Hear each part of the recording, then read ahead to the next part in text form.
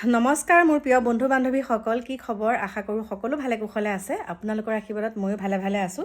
দেখা পাইছে মূৰত অকণমান ক্ৰীম চিম সানি আছোঁ আৰু এতিয়া এইখিনি আজৰি হৈ মানে গা পা ধুই একদম আপোনালোকক লৈ যাম আমাৰ হিয়াৰামঠুৰ খাৰঘুলি ঘৰখনৰ আপোনালোকক সকলো দৃশ্য দেখাম। আমি ভাবিছিলোঁ যে ঘৰটো পূৰ্ণগতিত মানে সম্পূৰ্ণ হ'ব বুলি, কিন্তু যেনেকৈ আছিলে বৰ্তমানো তেনেকৈয়ে আছে। গতিকে পলম নকৰি আপোনালোকক লৈ গৈছোঁ খাৰঘুলি ঘৰলৈ, ব'লক। নমস্কাৰ মোৰ প্ৰিয় বন্ধু বান্ধৱীসকল, বৰ্তমান মই আহি পালোহি খাৰঘুলিত থকা আমাৰ হিয়াৰামঠুৰ সেই সপোনৰ ঘৰখনলৈ। আৰু এয়া চাওক, দেখা পাইছে তাত বহুত লোকৰ সমাগম ঘটিছে এতিয়া। আৰু যিসকলে বহুত দূৰ দূৰণিৰ পৰা আহে যে আমি জুবিনৰ বাসগৃহলৈ যাওঁ, ক'ত ঘৰ বনাইছিলে, কি কথা। তেওঁ পত্নী বৰ্তমান থাকে কাহিলীপাৰাত, কিন্তু এই ঘৰখন যিটো খাৰঘুলিত আছে, এইখন ঘৰৰ একদম যিখিনি মাটি, এইখিনি হৈছে একেবাৰে ম্যাদী পতা মাটি। আৰু আপোনালোকে হয়তো দেখা পাইছে আগৰ যিবিলাক ভিডিঅ'ত আপোনালোকে চাইছিলে জুবিনৰ যিবিলাক ভিডিঅ', তাত মানে সন্মুখত এই খাৰঘুলি ঘৰটোৰ সন্মুখত বহুত সুন্দৰকৈ কেইটামান চাংঘৰ আছিলে। চাংঘৰ মানে কটেজ টাইপত বনাই থোৱা আছিলে, আৰু তাতে তেওঁ বহুত সুন্দৰকৈ ব্ৰহ্মপুত্ৰৰ মানে সৌন্দৰ্য উপভোগ কৰিছিলে। আৰু এতিয়া যিটো ঘৰ বনাইছে খাৰঘুলিত, এই খাৰঘুলি ঘৰটো একেবাৰে ওপৰ মহলত আমি গৈছোঁ।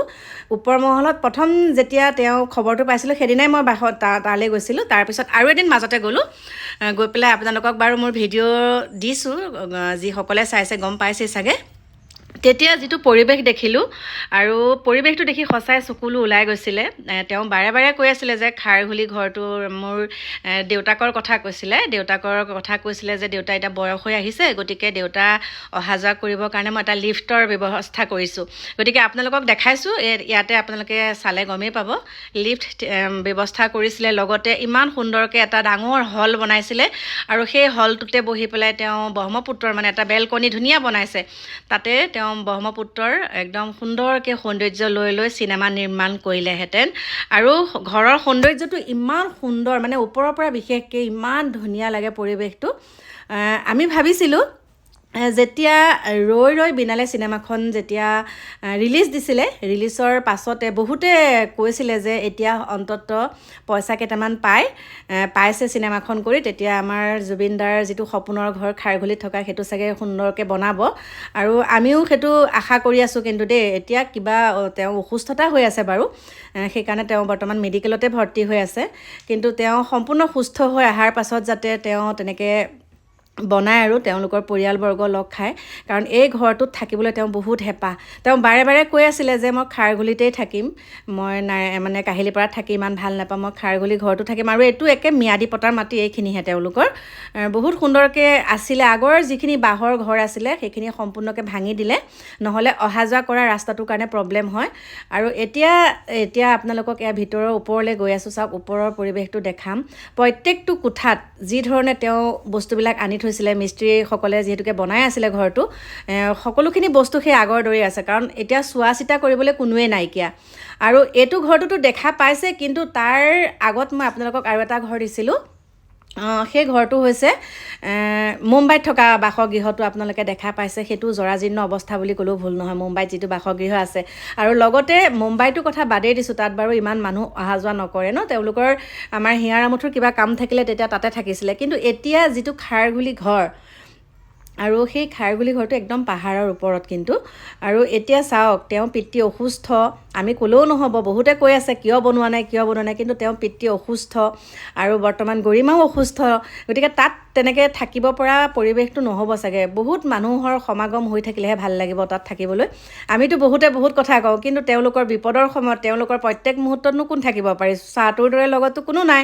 গতিকে সেইকাৰণে চাগে তেওঁলোকে ইয়াত নিৰ্মাণ কৰা নাই। আৰু যেতিয়া এই ঘৰটোলৈ যায়, বা ময়ো যেতিয়া গৈছোঁ, তেতিয়া প্ৰত্যেকটো চুকে যেতিয়া আমাৰ হিয়াৰামঠুৰ ফটোবিলাক দেখোঁ, সুন্দৰকৈ চাই থকা নিচিনা যে চাচোন মই ইয়াতে আছোঁ, এনেকুৱা এটা পৰিৱেশ। মানে বহুত দুখ লাগে। আৰু যিসকলে দেখা নাই আপোনালোককো কৈছোঁ, আপোনালোকে চাই আহিব খাৰঘুলিত থকা বাসগৃহটো, একদম তেওঁ সপোনৰ ঘৰ সেইটো। কাহিলীপাৰাটোৰ কথা বাদেই দিছোঁ, কিন্তু সপোনৰ ঘৰ তেওঁ খাৰঘুলিত থকা ঘৰটোহে।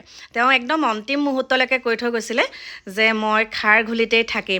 গতিকে মোৰ প্ৰিয় বন্ধু বান্ধৱীসকল, কি ক'ম, আমাৰ লগত আৰু মানুহ গৈছিলে, মই খালি ভইচটোহে লগাই দিছোঁ। এতিয়া আপোনালোকক আকৌ তেওঁ যিমানবিলাক গছ পুলি ৰুইছিলে আৰু লগতে এজোপা বাঁহ আছে, আৰু সেই বাঁহজোপা এতিয়া চাওক, শিলিখা এজোপা আছে, বাঁহ আছে, কৰ্দৈ টেঙা আছে, মানে সকলোখিনি ফল মূলেই আছে। আৰু বহুতখিনি মানে যিকেইটা চাংঘৰ আছিলে সেইখিনিতো কেইজোপামান আছিলে, সেইখিনি মানে ঘৰটো যিহেতুকে নিৰ্মাণ কৰিলে সেইকাৰণে কাটিব লগা হ'ল। বাকী এয়া আপোনালোকক দেখাইছোঁ, চাওকচোন। ঘৰ খালী, উদং ঘৰ, মানুহ নাই, ক'ত থাকিব নোৱাৰা। দৰ্জা ইয়াতে ৰৈ গ'ল। এইবোৰ গিলাচ আনিছিলে, চাওকচোন।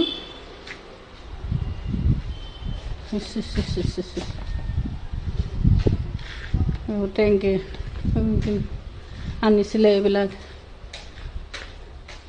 এইবোৰ বাথৰুম, লেট্ৰিন, ইয়াতো বাহিৰতো বনাইছিলে চাগে।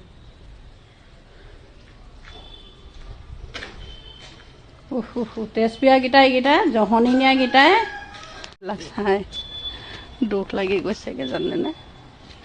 জুবিনদাও য'তেই থাকা আৰু কৃষ্ণ দেই, কৃষ্ণ।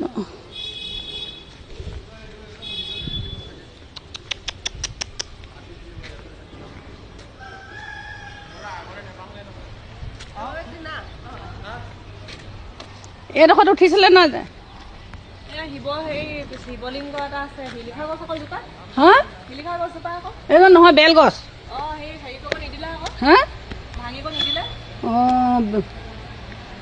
ভাঙিব নিদিলে। বেলগছজোপা আছিলে, চক দেখিলে? এয়া বন্দী কৰি পেলালে। এইজোপা বেলগছ হয়, চক ৰখাই দিলে। ইয়াতে ভাবিলে মন্দিৰ কৰি পেলাই, মই মন্দিৰ কৰিম বুলি। বেলগছজোপা এনেকৈ ৰখাই দিছিলে।